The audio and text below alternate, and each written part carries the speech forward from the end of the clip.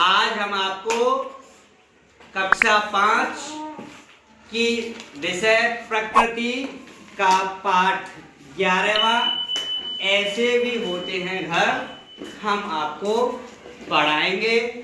ठीक है, तो बारिश पड़ती है, इन सब से हम अपनी रक्षा अपने घर में रह गई तो करते हैं, अपने हिसाब से रहते हैं अपने घर में। अच्छा ये बताओ, आप सबने क्या बांस का घर देखा है? नहीं सर। नहीं देखा। बर्फ का घर देखा है? नहीं सर। अच्छा, आपने देखा भी होगा तो शायद टीवी वगैरह में देखा होगा, टेलीविजन पर, है ना? आज हम जो आपने घर देखे थे टीवीओं में या टीवी में देखे थे, हम उनके बारे में आज आपको बताएंगे कि घर ऐसे भी होते हैं।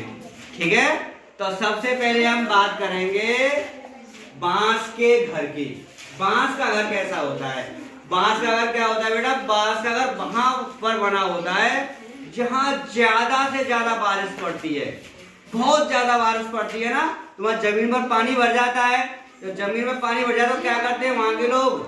जंगलों से बांसों को काट करके उनको आधा गाड़ देते हैं और आधा ऊपर के लिए छोड़ देते हैं, और बांसों पर इस तरह से ये बांस गाड़ दिए हमने जमीन में, और ऐसे बांस जमीन में गाड़ करके ये जमीन होती है हमारी, यहाँ बांसे गड़ गए और यहाँ पर हम अपना आराम से वो लोग घर बना लेते हैं कुछ इस तरह का, है ना?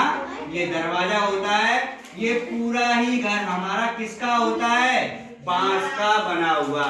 और बांस एक ऐसी लकड़ी है जो पानी में जल्दी सड़ती नहीं है, इसलिए वहां पर बांस के घर बनाए जाते हैं। समझ में आया बांस के घर?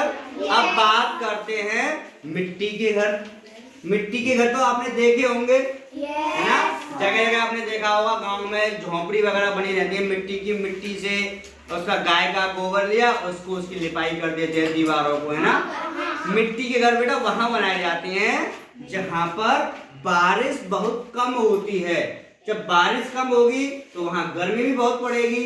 वो ऐसे मकान होते हैं, ऐसी मिट्टी की दीवारें होती हैं, बहुत मोटी मोटी बनाते हैं, मोटी मोटी बनाने के बाद क्या होता है, गर्मियों में वो ठंडा रहता है और जाड़ों में गर्म रहता है, और इस तरह से वो इतना अच्छा लगता है घर, बहुत अच्छा।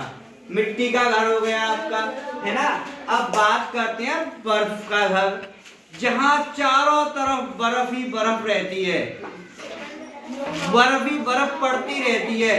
वहां पर क्या होता है, बर्फ की सिल्लियों का घर या बर्फ का घर वो बना देते हैं गुफा की तरह। कुछ बेटा इस तरह से होता है वो घर, इस तरह से ये होता है उसका दरवाजा, और ये होती है उसकी बर्फ। इस तरह से इसमें आराम से चारों तरफ बर्फ रखते चले जाते हैं, और एक तरह से झोंपड़ी के टाइप की बन जाती है, तो उसमें आराम से रहने लगते हैं। इन घरों को बोलते हैं इग्लू।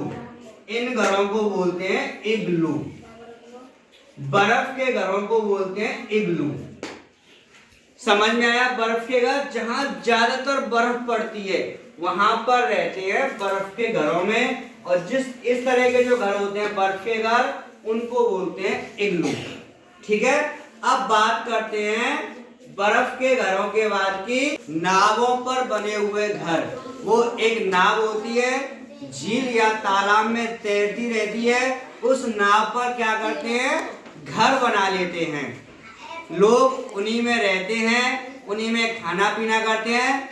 कुछ इस तरह से तुमने देखा होगा कि नाव होती है, एक नाव, और नाव जैसे होती है इस तरह से, और इस पे वो अपना मकान घर बना लेते हैं कुछ इस तरह से, झोंपड़ी टाइप का बना लेते हैं इसमें घर, और यहाँ लोग रहते हैं। ये पानी में तैरती रहती है नाव, इधर से उधर या पानी में रहती है ये नाव, और इसमें लोग रहते हैं। और आपने देखा हमारे पड़ोसी देश है चीन, उसमें तो क्या करते हैं लोग, नाव में ही घर बना करके मुर्गी पालन करते हैं, सब्जियां उगाते हैं, है ना?